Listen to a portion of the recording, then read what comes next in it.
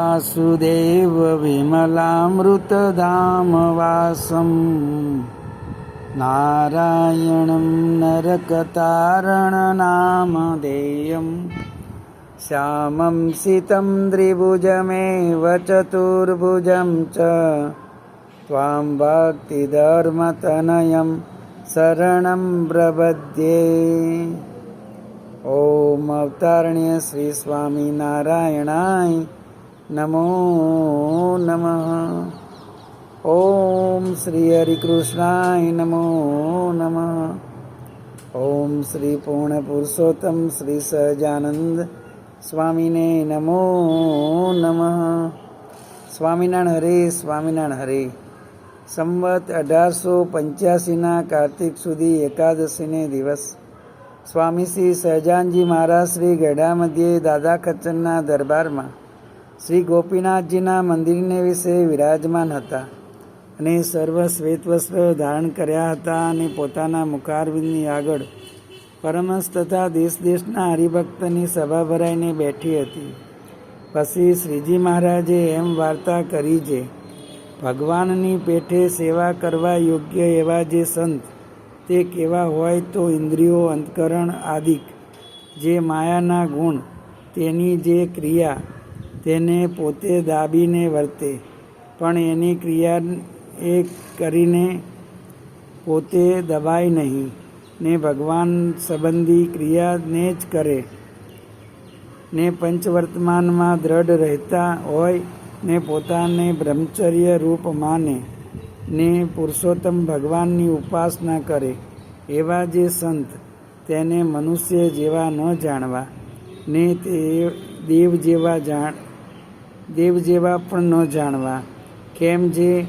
એવી ક્રિયા દેવ મનુષ્યને વિશે હોય નહીં,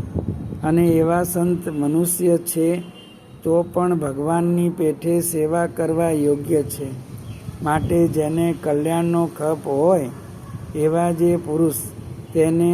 એવા સંતની સેવા કરવી, અને એવા સાધુ ગુણે યુક્ત જે બાઈ તેની સેવા સંયુક્ત જે બાઈ તેની સેવા બાઈને કરવી। પછી શ્રીજી મહારાજને આત્માનંદ સ્વામીએ પ્રશ્ન પૂછ્યો છે, આ સત્સંગમાં જે વર્તમાનનો પ્રબંધ છે તેમાં જ્યાં સુધી રહેતા હોય ત્યાં સુધી તો જેવો તેવો હોય ને તેને પણ પંચવિષય કરીને બંધન થાય નહીં, પણ કોઈ દેશકાળને યોગે કરીને સત્સંગથી બહાર નીસરી જવાય તો પણ જેને પંચવિષય બંધન ન કરી શકે તે પુરુષ કેવો હોય તેના લક્ષણ કહો। ત્યારે શ્રીજી મહારાજ બોલ્યા છે, જેની બુદ્ધિમાં ધર્માંશ વિશેષપણે વર્તતો હોય ને આસ્તિકપણું હોય, અને જે આ લોકમાં જે સારું નસરું કર્મ કરે છે તેનું જે સારું નસરું ફળ તેને જરૂર પરલોકમાં ભોગવે છે, એવી દ્રઢ મતિ જેને હોય તથા લાજ હોય, જે ભોંડું કરીશ તો આ લોકમાં માણસ આગળ શું મુખ દેખાડીશું, એવા જે હોય તે ગમે ત્યાં જાય તો પણ એને કોઈ પદાર્થ તથા સ્ત્રીયાદિક તે બંધન કરી શકે નહીં। જેમ મયારામ ભટ્ટ છે તથા મૂળજી બ્રહ્મચારી છે તથા નિષ્કુળાનંદ સ્વામી છે, એવી જાતના જે હોય તેને સ્ત્રી ધનાદિક પદાર્થનો યોગ થાય તો પણ એ ડગે નહીં, અને એવા હોય ને તેને જો એક આત્મનિષ્ઠાપણું હોય અને જે હું તો આત્મા છું, બ્રહ્મ છું ને મારે વિશે શુભ અશુભ ક્રિયા લાગતી નથી,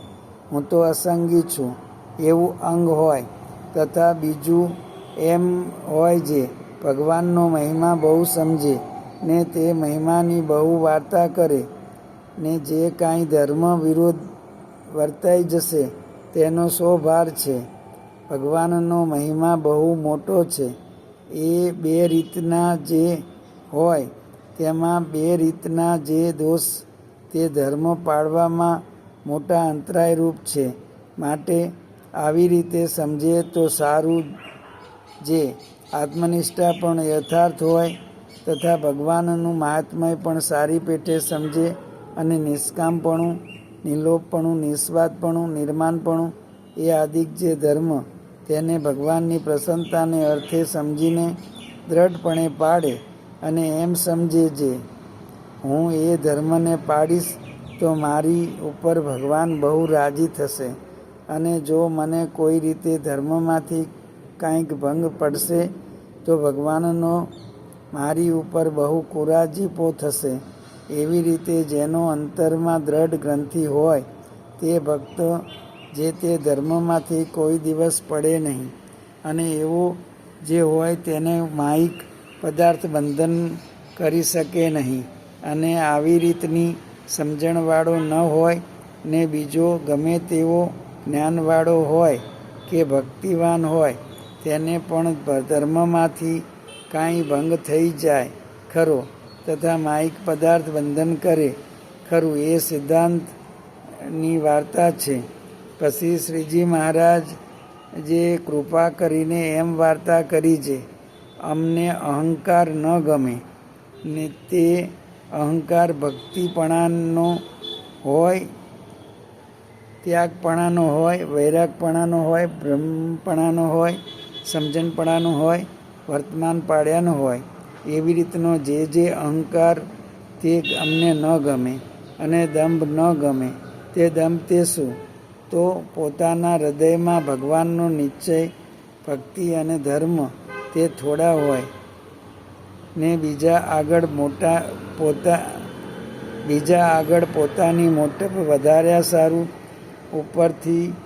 તો તેને બહુ જણાવે ને તે ન ગમે અને પોતાને